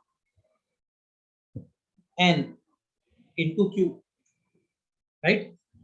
this carrier concentration into Q is equal to 1/RH। और आपको केवल N पता करना है, तो carrier concentration, carrier concentration N, carrier concentration को N से दिखा दिया, कैरियर कंसंट्रेशन को मैंने N से दिखा दिया। तो क्या ये value is equal to 1/Q into RH आ जाएगी? वैल्यू पुट कर लो। यस, Q की वैल्यू बाय डिफॉल्ट नोन होती है 1.6 इंटू 10⁻⁻19 कूलम। और RH की वैल्यू क्वेश्चन में दे रखी है 3.6 इंटू 10⁻⁴। तो क्या हमारे पास, अच्छा एक चीज और, यहाँ यूनिट्स मीटर में दी है, तो मैं भी मीटर में ही लेकर चल रहा हूँ, ठीक है, मीटर पर ही लेकर चल रहा हूँ, चेंजेस नहीं कर रहा। तो ये वैल्यू आ रही होगी, आप लोग एक बार चेक कर लेना, 1.73611 इंटू 10⁻22 पर मीटर क्यूब। क्वेश्चन कन्वेंशनल था,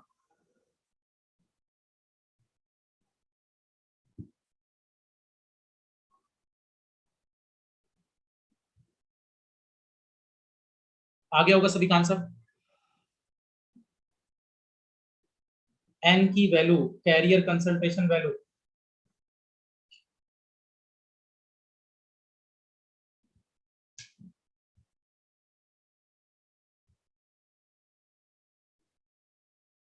राइट? एक बार बताओ मुझे, अगर किसी को कुछ लग रहा है कि नहीं कैरियर कंसंट्रेशन में कोई दिक्कत।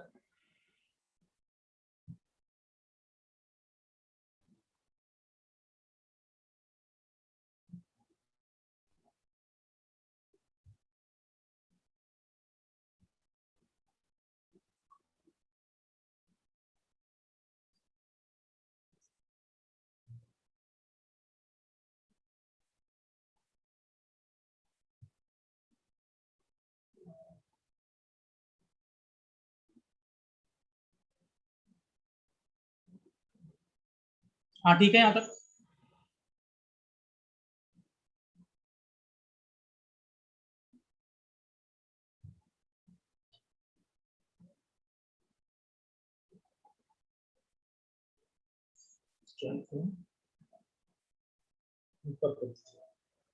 ओके, ऑलरेडी स्टूडेंट्स यहाँ तक आप लोग लिख चुके होंगे।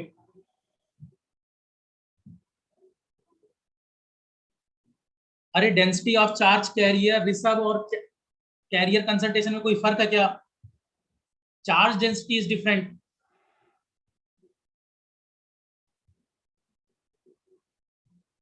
क्लास को थोड़ा कनेक्टिविटी से पढ़ा करो।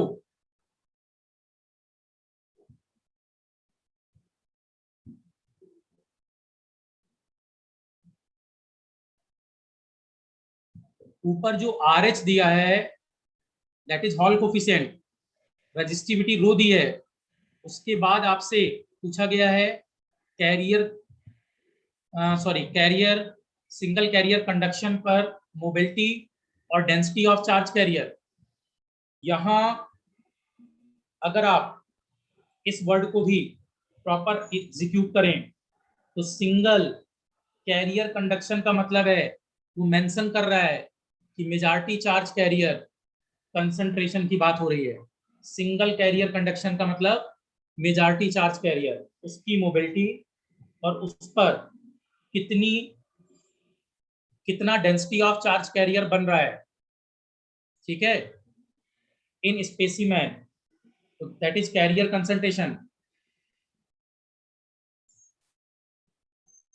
तो यहां से एक फार्मूला और लगा सकते थे आप, अगर किसी ने ट्राई किया हो। एक फार्मूला और बन सकता था। क्या हम लोग सिग्मा बराबर एन क्यू म्यू जानते हैं? तो यहां से एन की वैल्यू, एन की value sigma upon Q into mu हो जाएगी।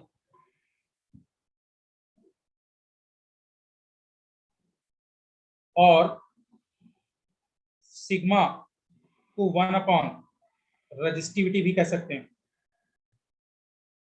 तो आपके पास 1 upon resistivity into Q into mobility, इसको भी लगाकर सेम आंसर आप अचीव कर सकते थे। क्लियर?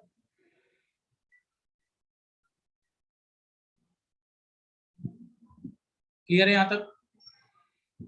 ठीक है, निकाल कर दिखाना तो नहीं है? अरे एक ही बात है, मोबिलिटी 0.04 रखोगे, बात तो वही है ना।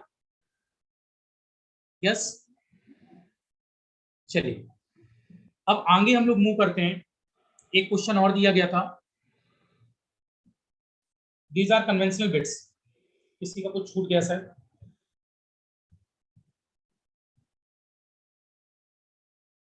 अब ये फॉन्ट साइज तो ज्यादा छोटा हो जाएगा। क्वेश्चन तो लिख ही चुके थे और ये सॉल्यूशन था। अगर कंप्लीट हो गया हो तो डन लिख दें, या लिख रहे हैं तो लिख लें।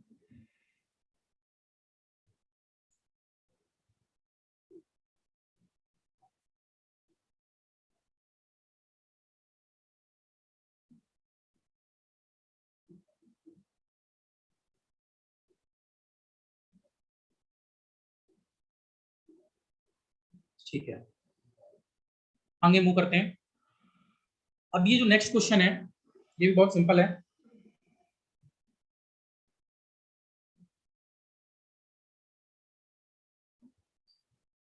देखो, इसमें बोला गया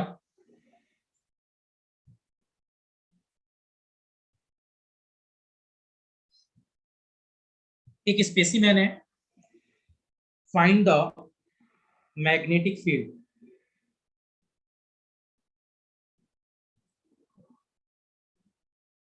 find the magnetic field, find the magnetic field in A rectangular find the magnetic field in a rectangular specimen having 4 mm width, 4 mm width, 4 mm आपको width दी गई है and 2 mm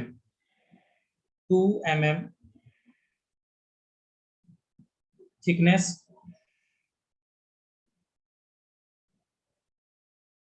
with a Hall coefficient with a Hall coefficient with a Hall coefficient 10 to the power -3 metre cube पर coulomb. ठीक है, इसके बाद बोला गया and current of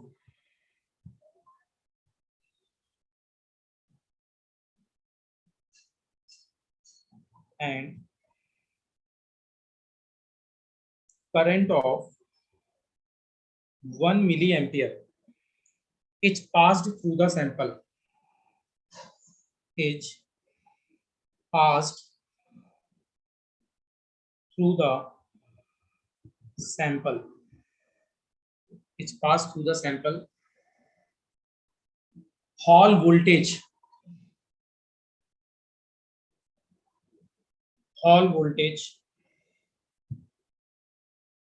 is also given as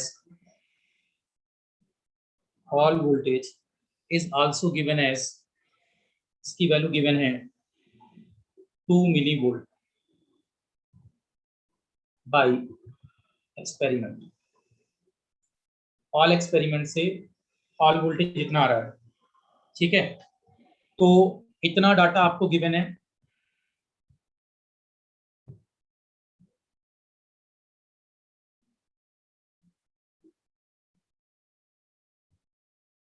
इतना डाटा आपको गिवन है और आपसे पूछा गया है बी का मान आपको बताना है। यहां क्वेश्चन पर मैग्नेटिक फील्ड आपको पता करनी है। Find the magnetic field be in A rectangular specimen having 4 mm width, 2 mm thickness with a Hall coefficient this and current 1 milliampere is passed through the sample. Hall voltage is 2 millivolt. ठीक है, तो ये सारी बातें आपको known है। Solution पर मैं बोल सकता हूं हॉल वोल्टेज 2 मिलीवोल्ट, आई का मान कितना दिया था 1 मिली एम्पियर, VH पता है, आई पता है, हॉल कोफिशिएंट 10 टू की पावर -3 पता है, और इसके अलावा विड्थ कितनी दी है, विड्थ आपको गिवन है 4 mm और इसके अलावा डी की वैल्यू 2 mm दी है, that is thickness, upper surface और लोअर सरफेस के बीच की डिस्टेंस। ठीक है, और लास्ट में आपके पास डाटा दिया गया है और क्या दिया है बस, और आपको पता करना है बी। तो VH बराबर BI अपॉन रो W। ठीक है, और आपको पता है 1 अपॉन रो ही क्या है RH। तो ये फार्मूला ऊपर वाला इसमें कन्वर्ट हो गया होगा, VH बराबर BI upon W into RH। यहां से B पता करना है, तो B is nothing but VH into W upon I into RH, right. तो आप लोग इसको कैलकुलेट कर लेना, मेरे पास आंसर नहीं है, आप लोग इसको कैलकुलेट कर लेना, ठीक है। हाँ, यूनिट मीटर में कन्वर्ट कर लेना।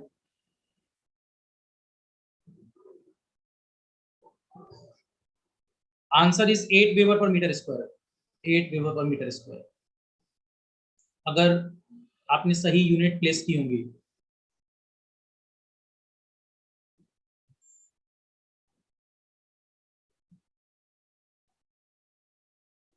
आया तो ठीक, नहीं आया तो भी ठीक, तो इससे आगे मैं नहीं बताऊंगा, ठीक है। अरे put the value get the answer.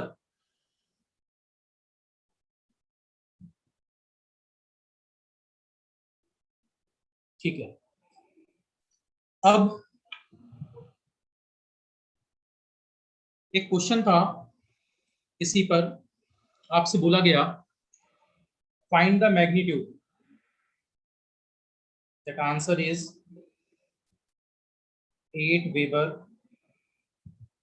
पर मीटर स्क्वायर, ये आना चाहिए था, बाकी जो भी आ रहा हो पुट कर लेना आप लोग, सभी यूनिट्स को मीटर में कन्वर्ट कर लेना, एमएम को मीटर में कन्वर्ट कर लेना, ठीक है। उमेश चंद 8 मिली एम्पियर कैसे आ जाएगा? है आप लोग का मतलब यूनिट भी magnetic field per unit ampere कैसे आ गई, मिली एम्पियर। चलो,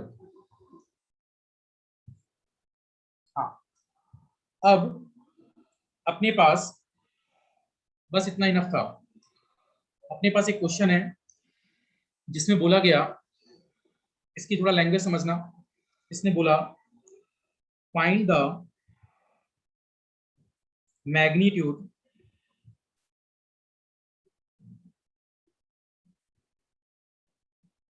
वैल्यू आप लोग खुद पुट करेंगे, find the magnitude of,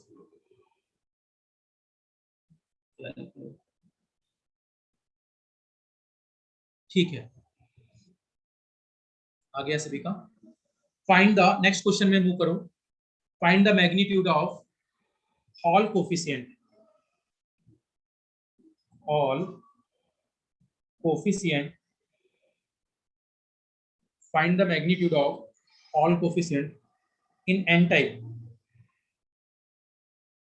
in n type germanium bar, in n type germanium bar of width 3 mm, of width 3 mm and height 2 mm, ठीक है। और बोला गया एज्यूम, मान लीजिए बी का मान 0.9 वेबर पर मीटर स्क्वायर एंड आई की वैल्यू 1.5 मिली एम्पियर, तो यहाँ आपको हॉल कोफिशिएंट की वैल्यू बतानी है। आपको क्लियर हो रहा होगा कि क्वेश्चन में सबसे पहले W की वैल्यू, विड्थ की वैल्यू देखो, विड्थ कितना दिया है 3 mm, तो W का मान 3 mm, that is 3 into 10⁻³ metre. फिर इसके बाद आपको बताया गया हाइट, देखो दो जो अपर सरफेस और लोअर सरफेस के बीच की हाइट है दैट इज कॉल्ड थिकनेस, तो इसी को हम लोग डी बताते थे, दैट इज डी। तो डी का मान कितना दिया है 2 mm, so this is 2 mm, 2 into 10⁻³ metre. इसके अलावा बी का मान आपको दिया है 0.9 वेबर पर मीटर स्क्वायर, करंट की value I is equal to 1.5 milli ampere, तो 1.5 इंटू 10⁻³ एम्पियर। ये आई हो गया, और क्या था, बस अब आपको आर एच की वैल्यू पता करनी है। तो देखो आपके पास सिंपली यहाँ पर अगर आर एच की वैल्यू आपको पता करनी है, एक मिनट, वी एच का मान मैंने नहीं लिखा है क्या, हॉल वोल्टेज, सॉरी इसके साथ वी एच पी लिख लेना, तो बताओगे कहाँ से। वी एच की वैल्यू दी थी हॉल वोल्टेज 0.5 वोल्ट, सॉरी ये भी गिवन था स्टूडेंट्स, वी एच की वैल्यू 0.5 वोल्ट। अब ठीक है, तो आपके पास फॉर्मूला क्या था, वी एच बराबर B I upon rho W, या B I upon W into 1/रो, तो क्या कहते हैं, आर एच। तो B I by W into R H, और आर एच पता करना है। आर एच की वैल्यू क्या हो जाएगी, B H into W upon B into I, put कर लेना। आर एच का मान आना चाहिए 2.22 मीटर क्यूब पर कूलम। चेक कर लो सेम आ रहा है क्या।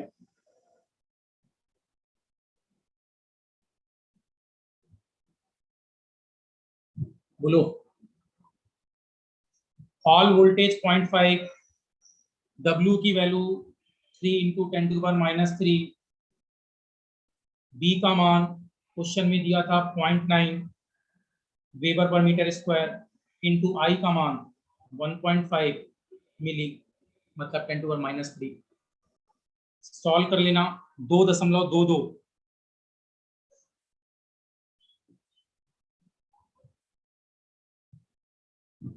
कितना आना चाहिए,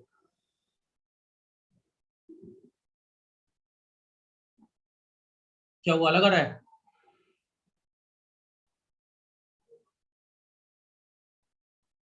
point five into 3 1.5,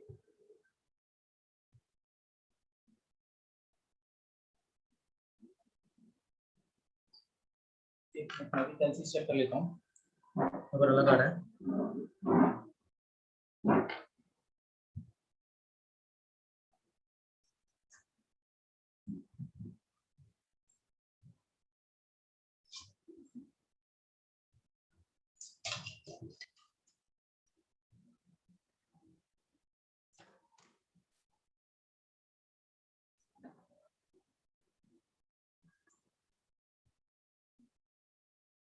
This is 0.5 into 3.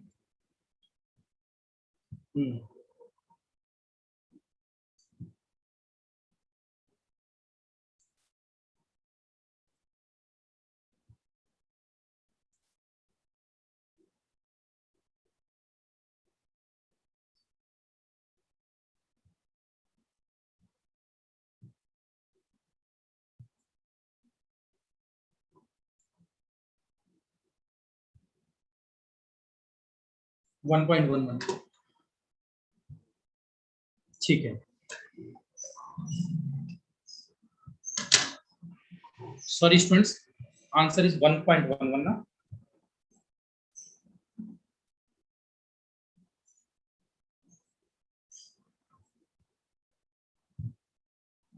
That is 1.11, ठीक है। Please correct that is 1.11।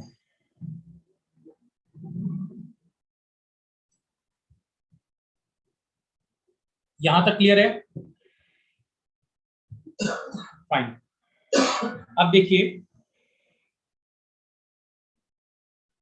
हाँ ठीक है ठीक है, अरे लास्ट वाला कैलकुलेशन सही है, हाँ वो 8 ही है, हाँ ये लिख गया था, इसमें एक्चुअली हॉल वोल्टेज मैंने बदल दिया, इसलिए पुराने नोट्स में इसका आंसर 2.22 ही है, मतलब हॉल वोल्टेज की वैल्यू चेंज हो गई, ठीक है। अब एक मिनट, उसमें वैल्यू लास्ट वाले में पुट करके दिखाना तो नहीं है, ठीक है।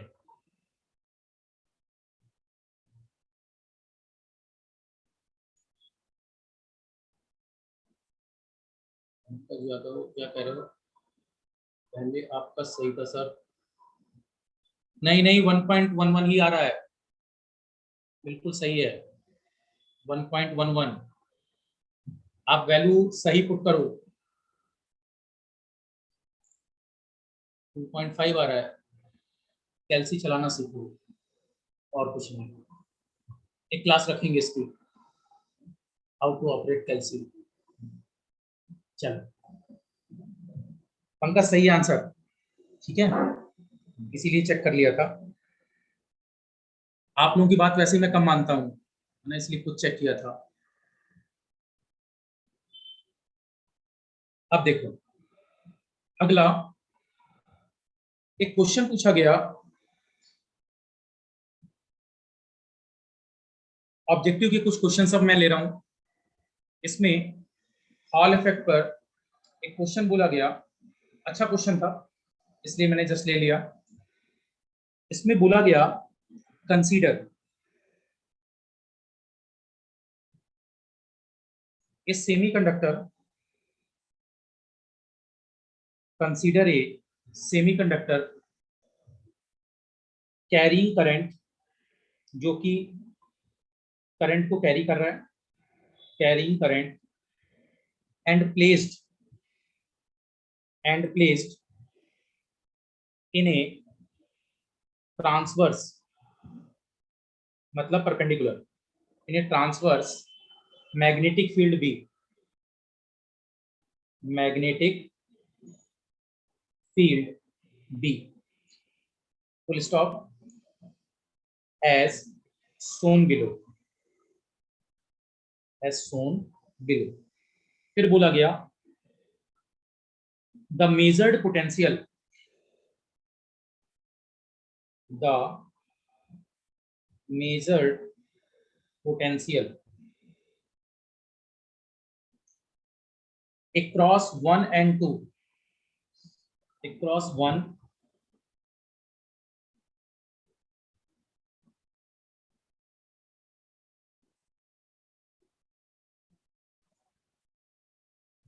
the measured potential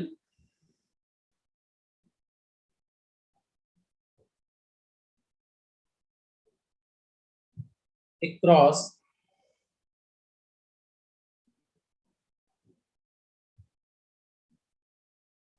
1 and 2 surface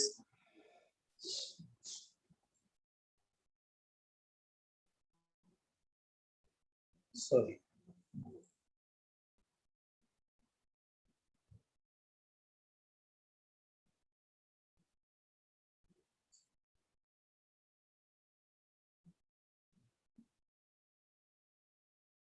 इसमें ये था, the negative charge carrier, negative charge carrier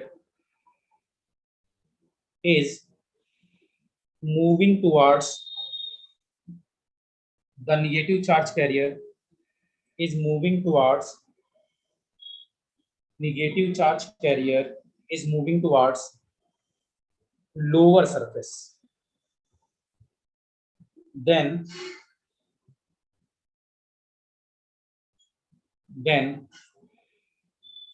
which of the which of the following option is correct? Which of the following option is correct? ऐसा कर लो इसको, पहले ऐसा करवाते हैं, फिर उस पर मैं करेंगे। तो ऑप्शन ए था इंट्रेंजिक शुद्ध अर्धचालक, इंट्रेंजिक सेमीकंडक्टर। ऑप्शन बी था N type semiconductor. Option C T type semiconductor. Option D no such interpretation can be done, can be done. इस पर फिगर इस तरह से दिया था,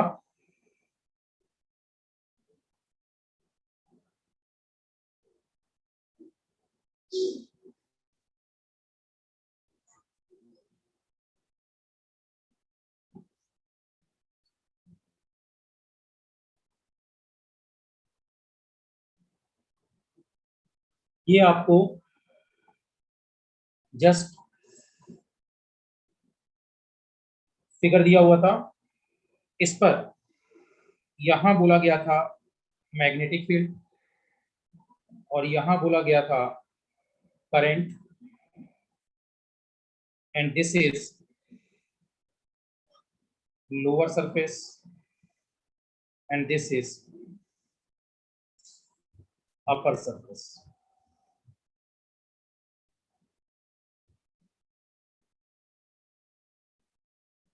ये था क्वेश्चन। कंसीडर ए सेमीकंडक्टर जो कि करंट कैरिंग है, और कंसीडर ए सेमीकंडक्टर जो कि करंट कैरिंग है, इसको एक ट्रांसवर्स मैग्नेटिक फील्ड पर रखा गया है। तो आप देख पा रहे हैं मैग्नेटिक फील्ड इसके 90 डिग्री है और करंट डायरेक्शन एक्स एक्सिस पर है। The negative charge carriers is moving towards lower surface, then which of the following option is correct regarding material? तो कौन सा मटेरियल दिख रहा है स्टूडेंट्स? देखो इंट्रिंसिक नहीं हो सकता, ठीक है, इंट्रिंसिक में दोनों चार्ज कैरियर मूव करने चाहिए, इसका मतलब ये तो कंफर्म है, ये गलत है।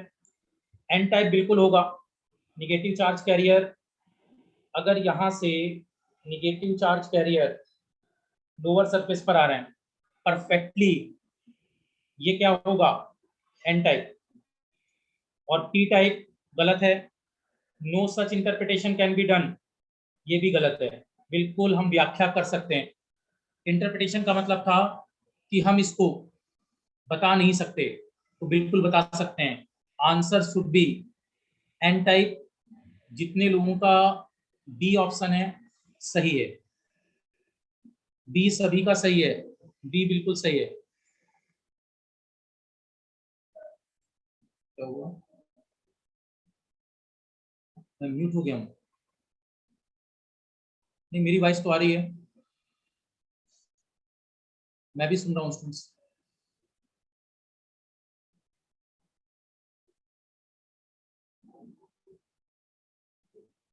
Answer is B type. Amit C कैसे बता रहे हो? ये तो मैंने क्लास में पढ़ाया है आपको, ये मैंने आपको क्लास में पढ़ाया है, इसमें मिस्टेक नहीं होनी चाहिए। मैंने आपको क्लास में बताया है ऑलरेडी। आगे मूव करें स्टूडेंट्स।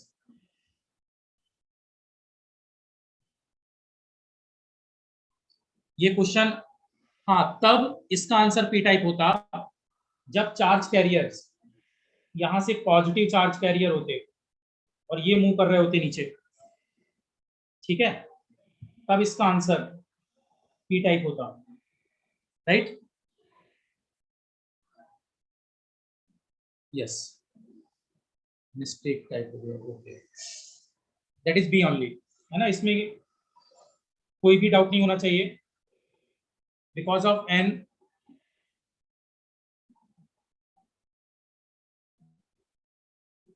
अब देखो यहां पर एक क्वेश्चन और लेता हूं, थोड़ा क्लियरिटी देगा आपको।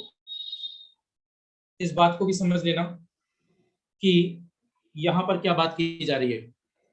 एक क्वेश्चन इस तरह से था,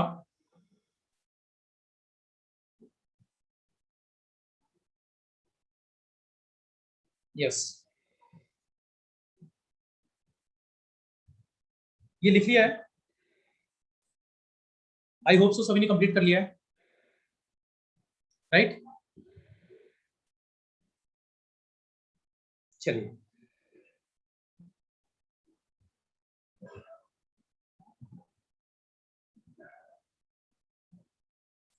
एक क्वेश्चन ये बोला गया, इसका आंसर अभी जस्ट पढ़ाया है मैंने। पूछा गया था in extrinsic semiconductor Hall coefficient RH,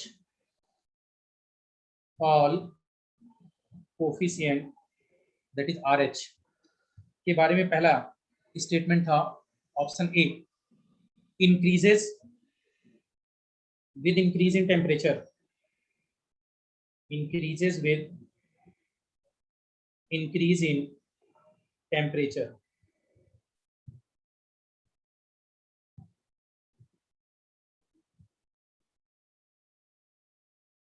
Second था decreases with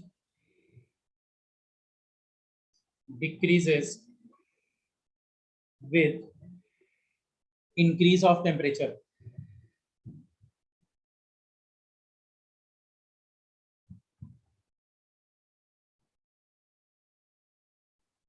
C था is independent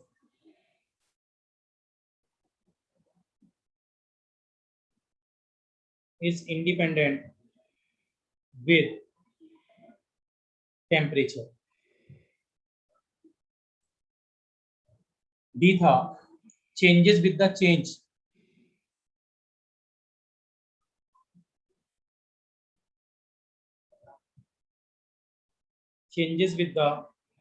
change in magnetic field.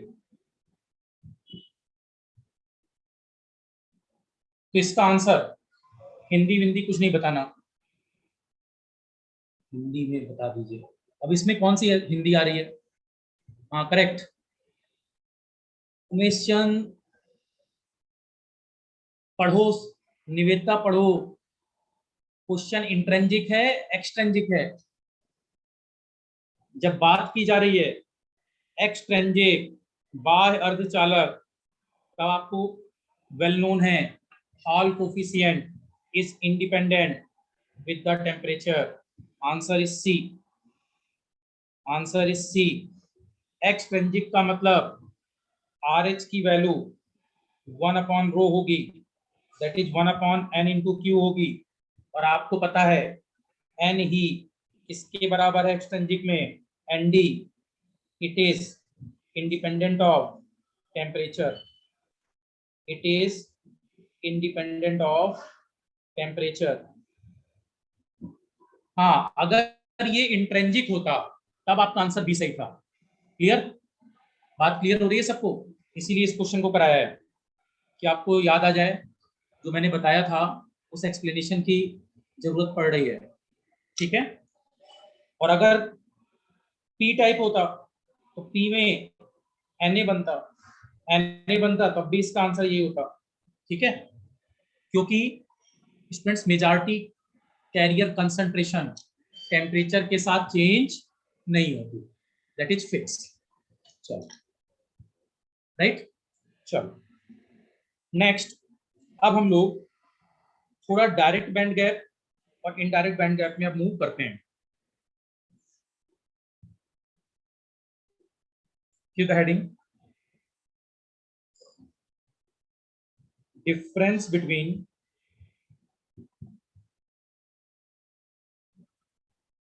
Direct band gap and indirect band gap semiconductors.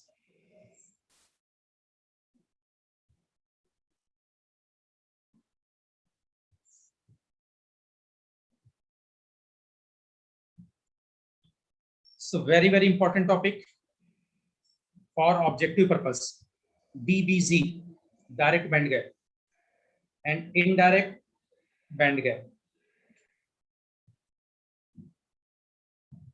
Direct band gap को DBG भी बोलते हैं एंड इनडायरेक्ट बैंड गैप को IDBG भी बोलते हैं। ठीक है? डायरेक्ट बैंड गैप सेमीकंडक्टर्स और इनडायरेक्ट बैंड गैप सेमीकंडक्टर्स। यहाँ वैलेंस और कंडक्शन बैंड, वैलेंस बैंड और कंडक्शन बैंड पर एक नई थ्योरी चलती है, that is called PK diagram. इसकी हेल्प से हम लोग यहाँ पर पता करते हैं कि रिलेशन कैसा बन रहा है। गैलेनियम आर्सेनाइड अब तक नहीं पढ़ा, अब तक सारी बातें जर्मेनियम और silicon, these are elemental semiconductors, basic semiconductor.